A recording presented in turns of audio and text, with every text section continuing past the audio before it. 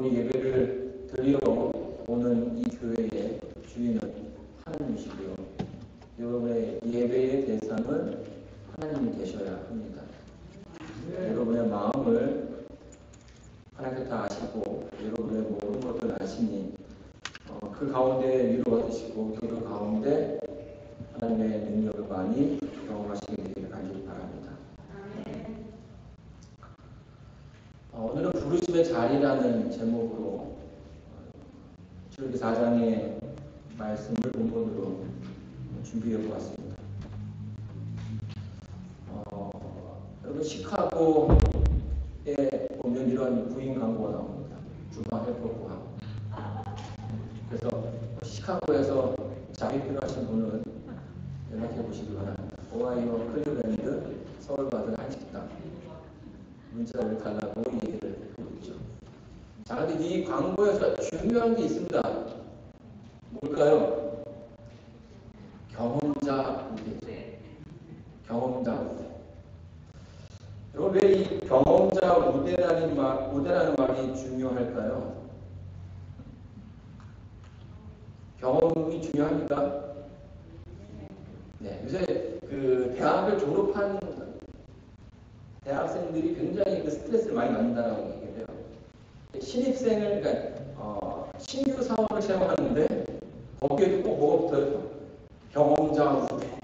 그러니까 대학에서 계속 공부만 하던 친구들이 사실 그 실무에 대한 경험이 있겠습니까? 없겠습니까? 없죠.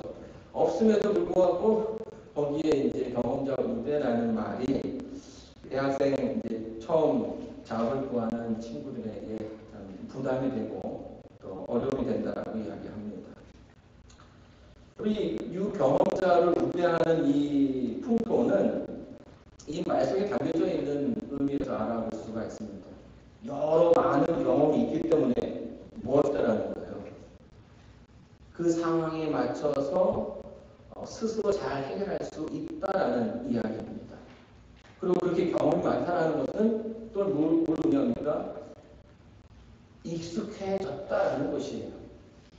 보통 어떤 사람들은요, 어떤 큰 일을 닥치게 되면 그것에 대해서 너무 걱정한 나머지 뭐합니까? 실수를 하게 되고 또 긴장하게 되고 해서 일을 더 이제 어렵게 만드는 경우들이 있는데요. 이 경험이라는 것은 그런 것들에 대한 노하우들이 다 있다라는 거죠. 그래서 여러 일들이 다 이제 익숙하게 다가온다는 것입니다. 자, 그러면 이 익숙함이라는 이 단어가 참 좋은 단어이지만 또 우리의 삶 속에서는 한편으로는 위험한 단어일 수도 있습니다. 어떤 면에서 위험할까요? 그 익숙함이라는 단어가 반대 쪽에서 보게 되면 이 단어는 오만이라든지 부주의라는 그 뜻으로 또 사용될 수 있기 때문이죠. 성경에서는 이 익숙함이 가지고 어떤 여러 많은 비극에 대해서 이야기를 해주고 있습니다. 역대상 13장 9절로 10절에 보게 되면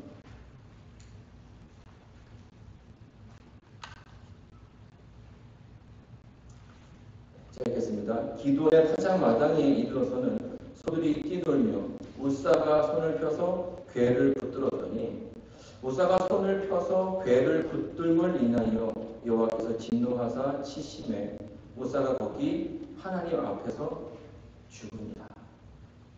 성경을 읽는 이제 성경에 대해서 잘 모르시는 분들이 이 부분을 좀 읽게 되면 좀 당황해 하시는 분들이 많이 계십니다. 이 역대상의 이 장면을 보게 되면 엘리 제사장 때에 이스라엘 백성이 블레셋과의 전쟁을 하게 됩니다. 근데 그 전쟁 가운데 이스라엘이 지죠. 그리고 그 진과 동시에 이스라엘 백성들이 그 들고 나갔던 법궤를 빼앗기게 됩니다. 하나님의 십계명이 보관되어 있는 그 법궤를 그들이 잊어버립니다. 이스라엘 백성들이 얼마나 큰 수치가 되겠습니까? 그런데 이 블레셋 나라가 이 법궤를 가지고 그 다른 순전 안에다가 뒀어. 우리의 신이 너희의 신보다 더 크다는 것을 알려주기 위함이죠. 하룻밤 지나니까 어떻게 됩니까? 그 다군 신상들이 다 엎어지는 거예요. 다시 세우고 해도 이렇게 했는데 계속 그 일들이 반복되면서 오히려 그 가운데 더 많은 어려움들이 생기게 되었습니다. 그래서 백성들이 복종이 걸리게 된 거예요. 온몸에 두드러기 나면서 사람들이 고통을 당합니다. 그들이 내린 결론은 뭐예요? 우리가 하나님의 그 이스라엘 백성이 하나님의 법궤를 잘못 가져왔구나라는 결론을 내리게 되죠. 그래서 부랴부랴 뭐합니까? 이 법궤를 다시금 이스라엘 백성에게 주기로 결정합니다. 그래서 이 법궤를 수레에 메고서 아비나답의 아들인 아비나답에게 보내죠. 그리고 그 아비나답의 아들인 우사와 아후가 약 한 20년 동안을 그 법궤를 보관하게 됩니다. 참 많은 축복들이 이 아비나답의 식구들에게 임하게 되죠. 그리고 이제 사울이 죽고 다윗이 왕위에 올라가면서 이제 그 법궤를 다시금 성전으로 가지고 와야겠다는 결심을 하게 됩니다. 그리고 그때의 장면이 바로 이 장면이었던 것이죠. 역사상 13장 6절에 그 앞에 보게 되면 이런 말을 하고 있습니다. 다윗이 온 이스라엘을 거느리고 바알라 곧 유다에 속한 기얏 여아림에 올라가서 여호와 하나님의 궤를 메어오려 하니 이는 여호와께서 그 두 그룹 사이에 계심으로 그 이름으로 일컫는 궤라. 여러분, 하나님께서 이스라엘 백성이요 이 여호와의 그 법궤를 이동할 때에는 어떻게 이동해야 됩니까?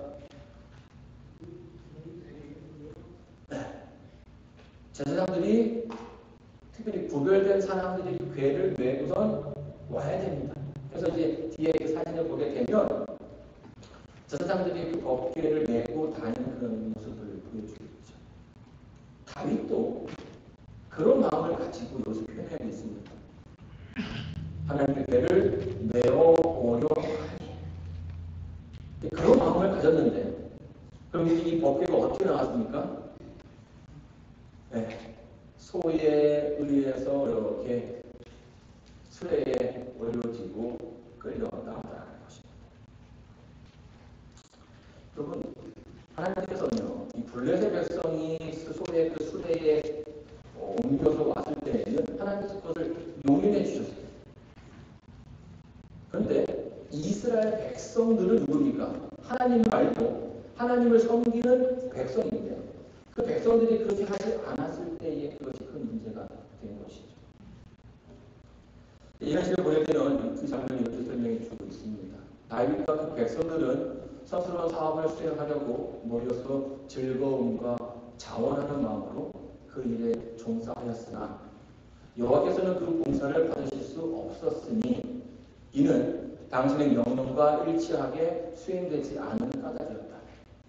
하나님의 율법을 알지 못하는 블레셋 사람들은 법궤를 이스라엘로 돌려보낼 때에 수레에 실었고 여호와께서는 그들이 행한 수고를 간합하셨다. 그러나 이스라엘 사람들은 저희 수준이 하나님의 뜻에 대한 명확한 기록을 가지고 있었으므로 이 모든 일에 있어서 저희가 이 명령을 게을리함은 하나님께 욕을 돌리는 것이었다. 그 자체, 그 소가 푸는 수레에 올리는 것 자체가 잘못된 거였다는 거죠. 왜요? 그들은 더 많이, 블레셋보다 더 많이 하나님을 아는 민족이었고 또 그들은 스스로 하나님을 섬긴다라고 하는 민족이었기 때문에 자, 이때에 큰 사건이 일어나게 되죠.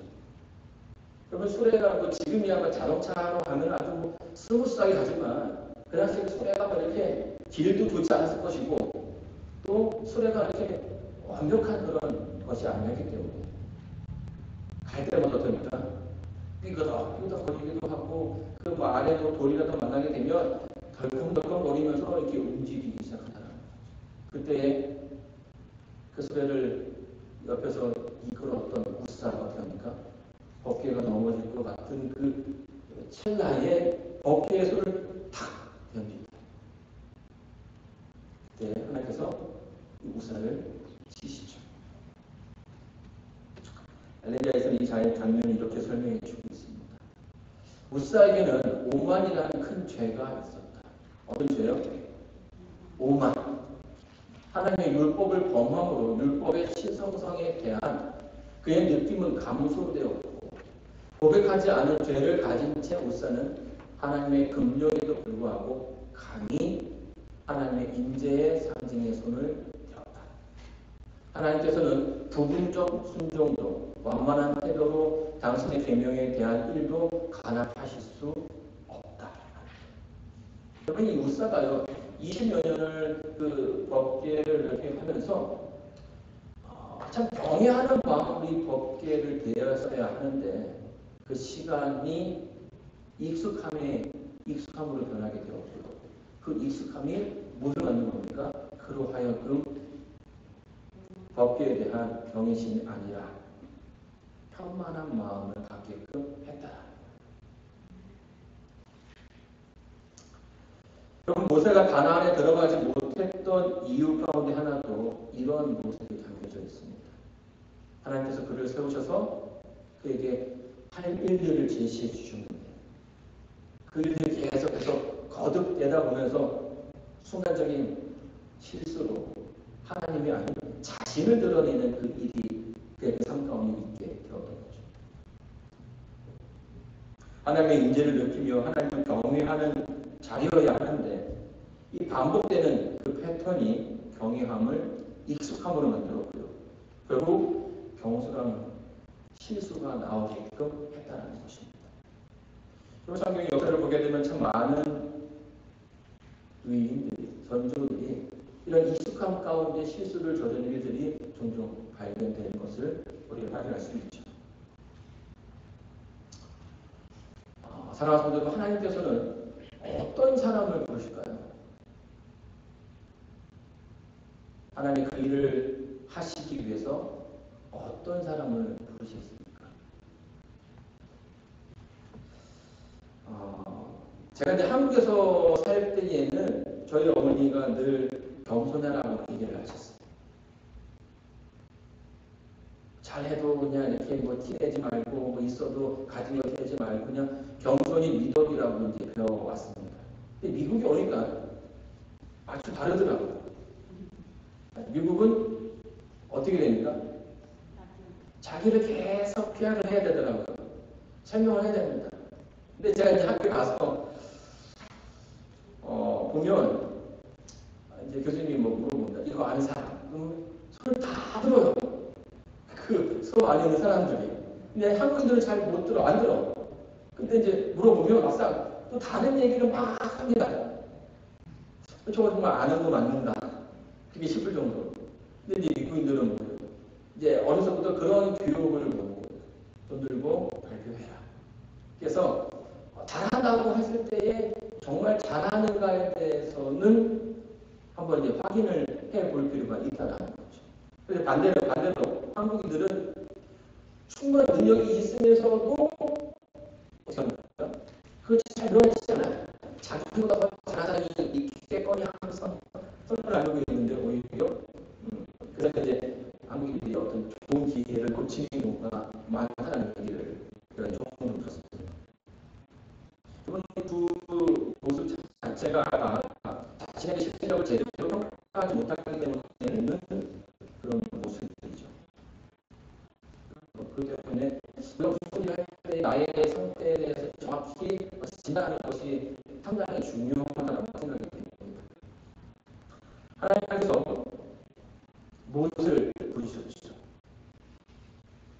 40세의 모세가 아니라 80살의 모세를 부르셨습니다. 여러분, 이 당시에 그 모세 상태는 어땠습니까? 여러분들이 이 모세를 평가한다면 이 당시 모세 상태가 어느 수준이었을까요? 사실 자기 스스로도 자기에 대한 기대감이 있지 않았죠. 자존감은 바닥을 쳤고요. 그러다 보니 자신의 그 삶에 대한 의욕이라든지 미래에 대한 계획은 전혀 존재하지 않았습니다. 그런데 그때에 하나님께서 그에게 나오셨고 그에게 하나님의 일을 하라고 명령하셨죠. 그 이유는 뭘까요? 왜 더 능력이 많은 그 상황 가운데 더 젊고 더 힘이 세고 더 지식이 많고 더 할 수 있는 게 많은 때에 부르신 것이 아니라 왜 지금 이느냐는 것이. 하나님의 일을 함에 있어서는 중요한 게 뭐라는 거예요? 인간의 능력, 보여지는 그 능력보다 하나님의 말씀을 따를 수 있느냐 없느냐 자고로 하나님을 믿느냐 하는 것입니다. 여러분, 모든 것이 완벽했던 그 모세의 결정을 아주 빠르게 지나갔습니다. 너무나 빠르게 지나갔죠. 이제는 천하를 호령하는 왕자도 아니고요. 또 광야에서 40년 동안 양들이랑 이야기하다 보니까 이스라엘의 그 언어 자체도 너무나 어색해진 거예요. 그리고 사람을 지도하는 것이 아니라 양을 이끌다 보니 이제 사람보다는 양에 대해서 더 잘 아는 그런 사람이 되는 것이죠. 자, 이때 하나님께서 모세를 부르십니다. 그리고 내 백성은 이끌어내라고 이야기하십니다. 출애굽기 3장 10절 11절입니다. 이제 내가 너로 바로에게 보내어 너로 내 백성 이스라엘 자손을 애굽에서 인도하며 내게 하리라. 모세가 하나님께 고하되 내가 누구간데 바로에게 가며 이스라엘 자손을 애굽에서 인도하여 내리까. 하나님께서 계속해서 모세에게 내 백성을 구원해라. 내가 너를 보낼 테니 그 백성을 데리고 와라라고 거듭 이야기하십니다. 그때마다 모세가 뭐합니까? 안 됩니다라고 얘기하고 거듭 반대를 하죠. 여러분, 이 대답 가운데 모세의 모습은 겸손이 아니었어요. 실제로 모세는 하나님 제가 누군데 제가 누구가 이 일을 할 수 있겠습니까? 라고 이야기하는 거죠. 정말로 모세는 이집트에 다시 갈 수 없는 그런 상황이었습니다. 그다음 40년이나 시간 동안 이집트의 정세가 어떻게 바뀌었는지 그는 아무것도 모르고요. 언어에도 언어됐을 뿐만 아니라 이제는 그 군사 한 명도 이길 수 있는 그런 힘이 존재하지 않는 노인에 불과하다는 것이. 그리고 이제는 이것들은 그런 화려한 옷이 아니라 너무나 가까운 그런 옷을 지금 입고 있는 것 아니겠습니까? 그런 모습으로 그 커다란 애굽에 가서 무엇을 할 수 있겠습니까?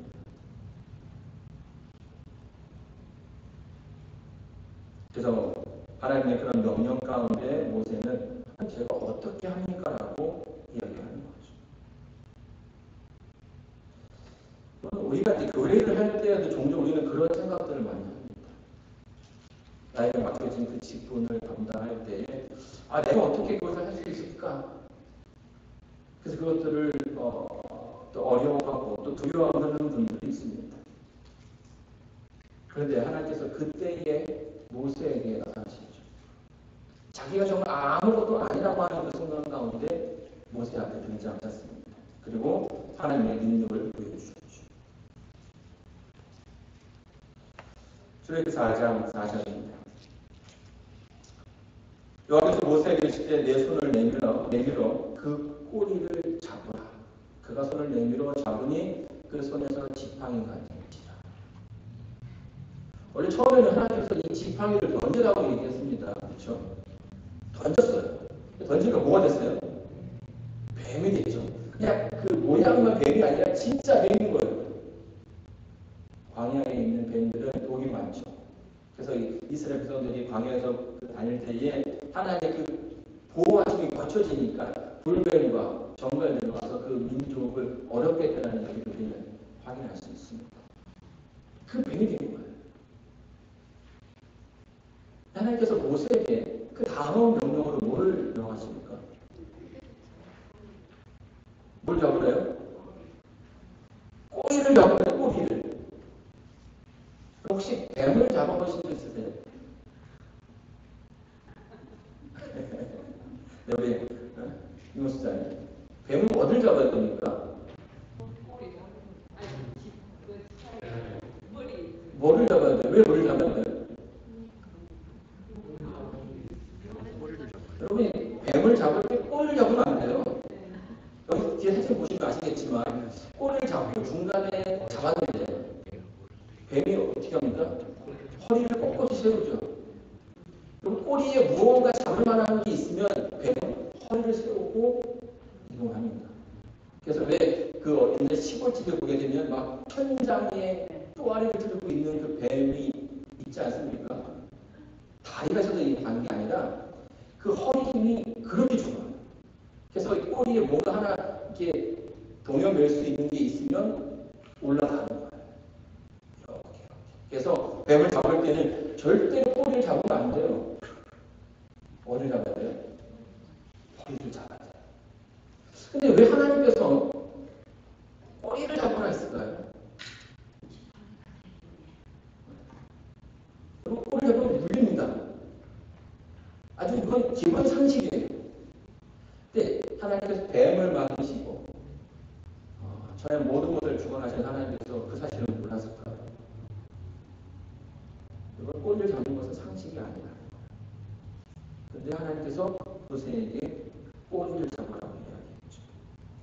왜 하나님께서 비상식적인 방법을 요구하셨을까요? 뱀에 대해서 잘 몰랐어요? 비상식적인 방법이지만 비이성적이고 비합리적인 방법이지만 이 일은 믿는 사람을 할 수 있기 때문이라는 거죠. 여러분, 이 일은 합리적이고 이성적인 사람은 결코 할 수가 없어요. 하나님, 꼬리를 잡으면 내가 죽는데 어떻게 꼬리를 잡습니까? 라고 이야기하는 게 맞다라는 거예요. 그런데 꼬리를 잡았어요. 왜요? 모세는 하나님의 말씀에 순종하기로 결심했기 때문에. 여러분, 하나님 일을 할 때에도 늘 이런 고민 가운데 있습니다. 이성적으로 생각하고 합리적으로 생각하고. 늘 하나님의 말씀은 우리의 그 합리적인 사고 밑에 있다는 거예요. 그럼 하나님의 능력은 늘 어디에 있습니까? 우리의 이성과 우리의 합리적인 사고를 넘어서는 부분이 있다는 거예요. 하나님의 명령은 그것을 믿는 사람만 할 수 있는 것입니다. 하나님의 일은 하나님의 방식으로만 되는 거죠. 그것을 결정하는 것은 우리의 일이 아닙니다. 그것을 결정은 누가 하십니까? 하나님께서 하십니다. 우리는 그저 뭐 하면 되는 거예요? 순종하고 믿고 따르면 되는 것입니다. 여러분, 10년 후에 이 교회가 존재할까요? 네. 하나님께서 아실 것입니다. 그리고 하나님께서 원하실 것입니다. 자, 누가 장담할 수 있겠습니까? 우리는 장담할 수 없지만 하나님께서 모든 계획을 다 가지고 계실 거라고 합니다. 여러분, 코닥이라는 회사를 아십니까? 코닥. 네, 후지필름. 저 어릴 적에 모든 카메라에 들어가는 필름은 두 가지였습니다. 후지필름과 코닥 필름이었죠. 이 기술이 아주 정교한 기술이라서 두 회사 말고는 이것을 만들 수 있는 회사가 없었어요. 그런데 지금 이 두 회사가 존재할까요? 존재하나요? 이미 이제 역사 속으로 사라져 버렸어요. 여러분의 재기를 노렸지만 그때마다 그 기회를 잘 잡지 못했습니다. 왜요? 이제는 그 필름 카메라 시대를 넘어서서 디지털 카메라가 등장하기 때문에. 여러분, 이 코닥이 디지털 카메라를 처음 발명한 회사가 아십니까?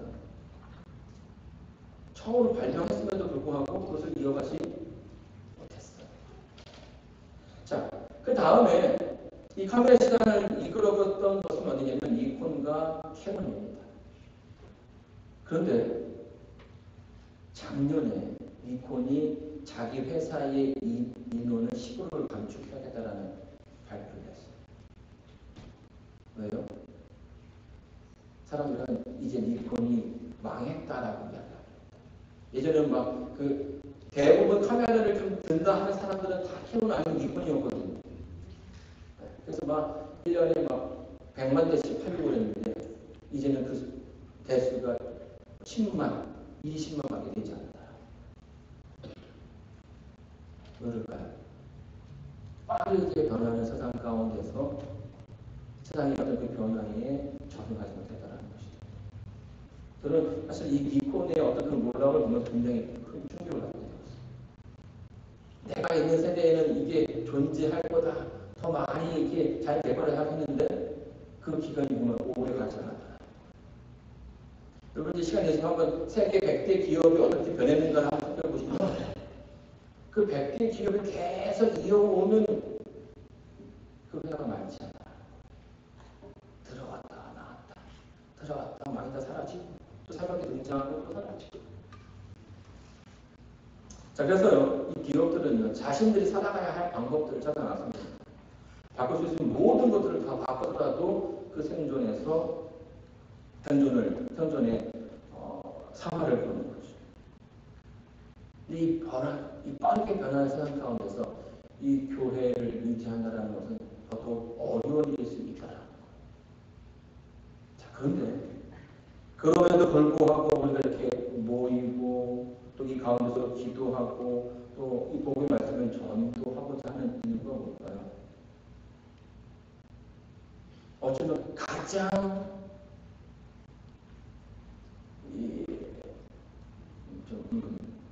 좀 이렇게 무식한 방법일 수 있고 가장 좀 이렇게 비효율적인 방법일 수 있지만 그럼에도 불구하고 이렇게 사는 이유는 이렇게 우리가 신앙하는 이유는 그것이 하나님께서 우리에게 말씀하신 방법이기 때문입니다. 여러분 하나님의 명령은요 늘 우리의 그 생각과 사고 위에 존재하게 됩니다. 분명한 사실은 그 사실을 우리가 인정하지 못하면 우리는 그 너머를 갈 수가 없다는 거죠. 하나님께서 모세에게 명령하시는 것들, 내버려 가자는 것들이 무엇이에요? 던지고 잡고 말하는 거예요. 그 떨린 마음에 그 불을 만들라는 것이 아니라 하나님께서 하라고 하는 것만 하면 된다는 거예요. 네가 어떤 말을 할 건지도 내가 다 알려주겠다. 네가 말하기는 내가 네 형까지도 붙여주겠다라고 하면서 다 준비해 놓으시더라. 뭐하게 하는 것입니까? 그 자리에 서면 된다. 그리고 그것을 따르고 결심하면 된다는 것이죠. 오늘 하나님 우리에게 말씀하시는 것은 우리에게 어려운 것을 명하시는 것은 아닙니다.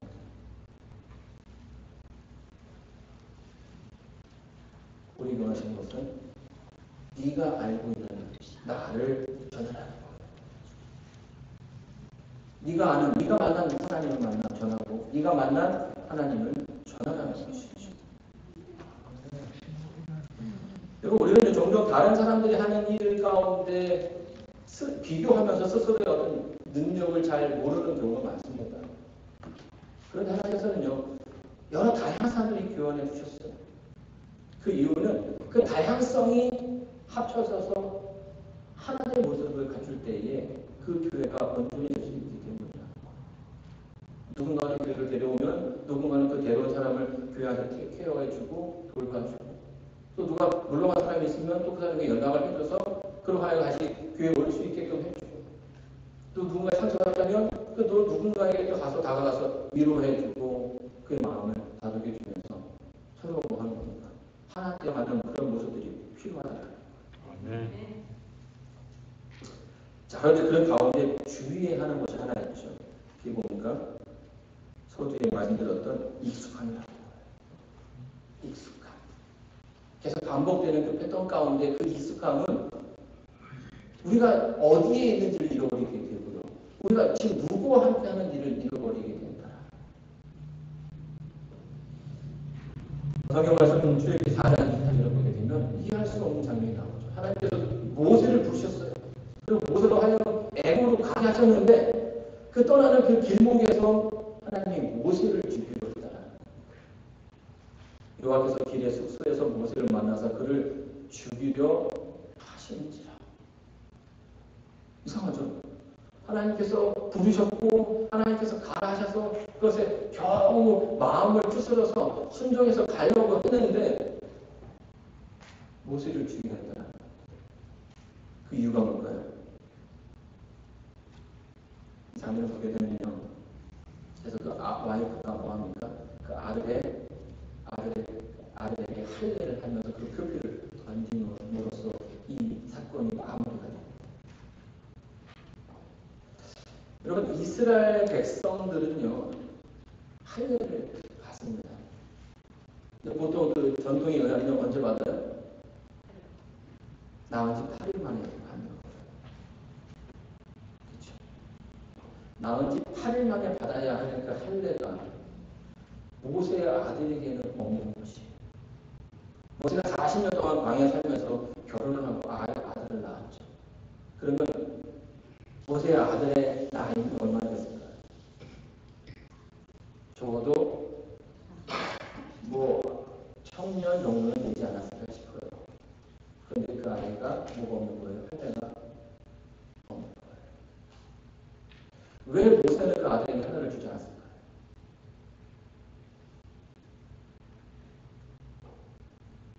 왜 주지 않았을까요? 물론 이제 자기가 한 번 했어도 와이프가 그 어떻게 해야 하면 하지 못할 수도 있는 거예요. 그죠? 그 살아가면서 그 삶 속에서 뭘 잃어버리게 됩니까? 이스라엘 백성의 정체성을 잃어버리고 살아왔다라는 거예요. 그가 이스라엘 백성 가운데 갔을 때에 사람들이 그를 따랐을까요? 그 아들이 하려하지도 않았는데 그를 제도자로 세울 수 있겠습니까? 그렇지 않다.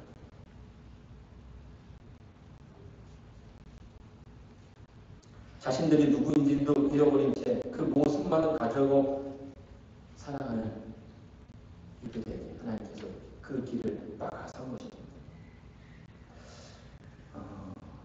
사랑하는 성도 여러분, 하나님이 이 일로 모세를 죽이려고 했습니다. 이 사건은 아무것도 아닌 것처럼 보이지만 그것은 굉장히 중요한 사건입니다. 하나님을 따르는 그 백성의 그 정체성, 내가 지금 누구와 함께 하는지, 누구를 믿는지, 그 백성으로서 어떻게 살아가야 하는지에 대한 그런 생각들이 우리 삶 속에 필요하다는 것이죠. 여러분, 미시간에 가게 되면 베를크릭이 있습니다. 거기에 처음 메인주에서 살았던 이제 안식일 교인들이, 재림 교인들이 이 미시간으로 대거 이동하게 됩니다. 그래서 처음 정착했던 데가 베를클릭이라는 그런 장소인데 거기에 교회가 하나 있습니다. 이제 엘렌 장이 돌아가셨을 때 이 터버너클 교회에서 이제 장례를 해주었더니 그런 교회로도 유명하고 굉장히 상징성이 있는 그런 교회인데요. 이 교회에서 한 번은 그 직원의 때 어떤 그 토론이 벌어졌습니다. 굉장한 토론이 벌어졌어요. 가게 되면 의자가 딱딱한 의자거든요. 보통 이제 장안 의자 있지 않습니까? 근데 이제 그 의자에 쿠션을 넣느냐 마느냐 가지고 설전이 벌어집니다. 어떻게 보게 되면 굉장히 참 이해할 수 없는 그런 논쟁이긴 하지만 이제 그 이유가 뭐냐면 너무 푹신해지면 뭐한다는 거예요. 사람들이 변발하는 것입니다. 우리가 하나님께 예배를 드리러 왔는데 이렇게 졸면서 예배를 드리면 되겠느냐. 그래서 그러니 아예 쿠션을 넣지 말자는 의견들이 나왔다. 쿠션이 있느냐 없느냐 이게 중요한 것이 아니라 저는 이 얘기를 보면서 참 하나님께 온전한 마음으로 바른 마음으로 예배를 드리고자 하는 사람들이 이렇게 있구나라는 그 생각이 저희 마음을 따뜻하게 했습니다. 그리고 우리가 하나님의 예배를 드린다고 할 때에는 그 단순하게 내가 어떤 것을 얻기 위해서 오는 것이 아니라 나의 그 삶 속에 무언가를 나의 그 결심을 하나님께 드리고자 하는 것이고 이런 모습들이 우리의 그 삶 속에서 풍겨져 나와야 한다는 것입니다. 아주 작은 행동 하나에 또 말 한마디에 우리의 얼굴의 그 모습 가운데서 풍겨져 나와야 한다는 것입니다. 그럼 이 기본적인 것이 되지 않을 때에 우리의 신앙이 어떤 의미가 있겠습니까? 그래서 교회만 왔다 갔다 하는 그 모습만 있는 그런 신앙이 될 수 있다는 것이에요. 사랑하는 성도 여러분, 이 두렵고 떨리는 마음으로 하나님께서 말씀하셨던 것들을 생각해 보시기 바랍니다. 그리고 내가 그것을 어떻게 순종할 수 있을지, 어떻게 따라갈 수 있을지 고민해 주시기 바랍니다. 그런 가운데 하나님은 여러분에게 능력을 주실 것이고요. 그런 가운데 하나님께서 여러분의 그 삶 가운데 역사해 주실 것이고, 그런 가운데 하나님께서 여러분에게 영혼을 얻어 주실 것입니다. 아멘. 여러분의 온전한 순종이 또 하나님을 따르고자 하는 그 용기가 저와 여러분의 그 삶 속에 있게 되길 바라면서 오늘 말씀을 마치겠습니다. 아멘.